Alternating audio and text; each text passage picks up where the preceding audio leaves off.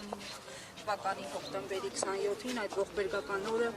ազգային ժողովի նիստերի դահլիճում էր Մոմինասյան այս ողբերգական դեպքը ահաբեկչությունը ում էր ուղված պետականությանը, պետությանը, մեր ապագային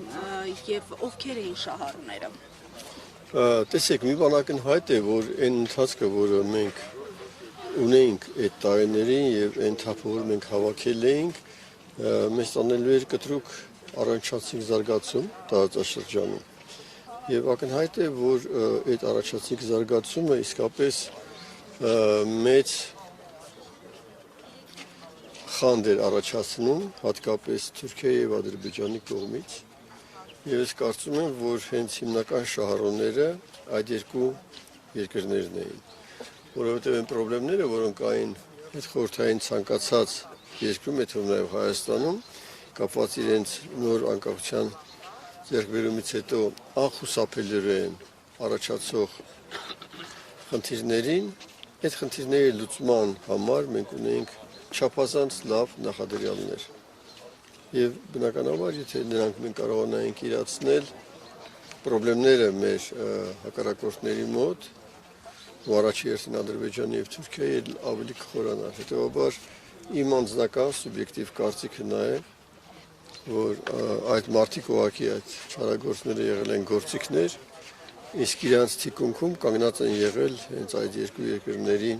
հատուկ ծառայությունների ներկայացուցիչները, միգուցե նաև նրանց թիկունքում ուրիշ երկրների հատուկ ծառայությունների ներկայացուցիչ։ Եվ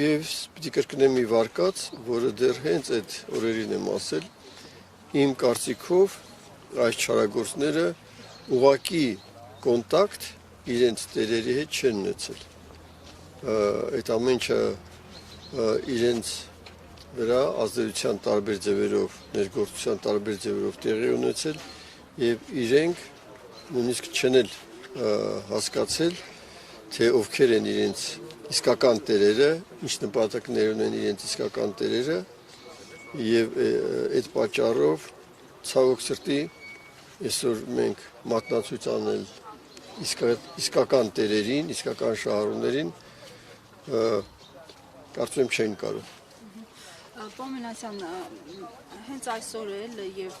այս ընթացքում, այս տարիների ընթացքում բազմաթիվ այսպես անուններ են շահարկվել, հենց այստեղ էլ այսօր հիշատակվեցին ինչ-որ անուններ, որոնց օրինակ Անդրանիկ Քոչարյանը ցանկանում է նորից հարցաքննել,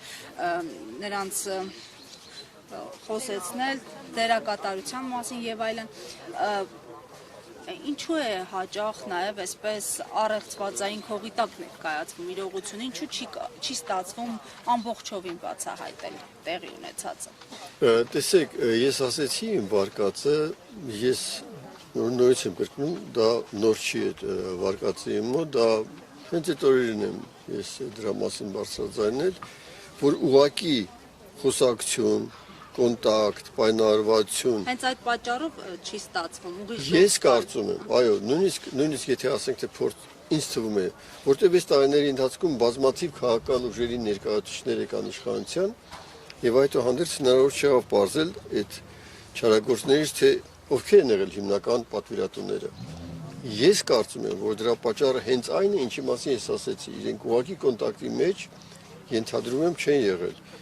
իրական շահառուների ու պատվիրատուների հետ։ Դասը ո՞րն է հոկտեմբերի 27-ին։ Այս շատ լավ հարց եք տալիս։ Ես կարծում եմ, այդ դասը մենք թերևս առաջի անգամ հենց հոկտեմբերի 27-ին ստացանք, հետո էլի մեր զարգացման բազմաթիվ ճգնաժամային իրավիճակներում, նաև 18 թվականին, նաև 20 թվականին, 23 թվականին։ Ես կարծում եմ դասը հետևյալն է. այն ինչը որ մենք արյուն քրտինքով ձեռք ենք բերում, այն ինչը որ մենք կարողանում ենք կուտակել, չի կարելի դրա նկատմամբ լինել անուշադիր, չի կարելի չդողալ այդ կուտակվածի վրա, որովհետև մենք միայնակ չենք ապրում այս մոլորակի վրա, կան հակառակորդ ուժեր, որոնք այդ մեր անաչուադրությունից դեպի մեր ձեռքբերումները կարողանում են օգտվել եւ փլուզել այն ամեն ինչը, ինչ որ մենք արյուն քրտինքով մեծ ջանքերի գնով, սխալվելով, ճիշտ քայլ անելով ձեռք ենք բերում։ Այ հիմնական ես կարծում եմ դասը դա պետք է լինի։ Այն ինչին, որ մենք արդեն հասել ենք, պետք է փայփայենք, պետք է խնամենք եւ թույլ չտանք, որ ինչ որ անարժան մարդիկ գան, անարժան ամենաիսկական իմաստով եւ կործանեն այն ամեն ինչը, ինչ որ մեր պետությունը, մեր ժողովուրդը ձեռք է բերել։ Շնորհակալություն։ Ես ինչի՞ եմ դուք այդ արտասանում։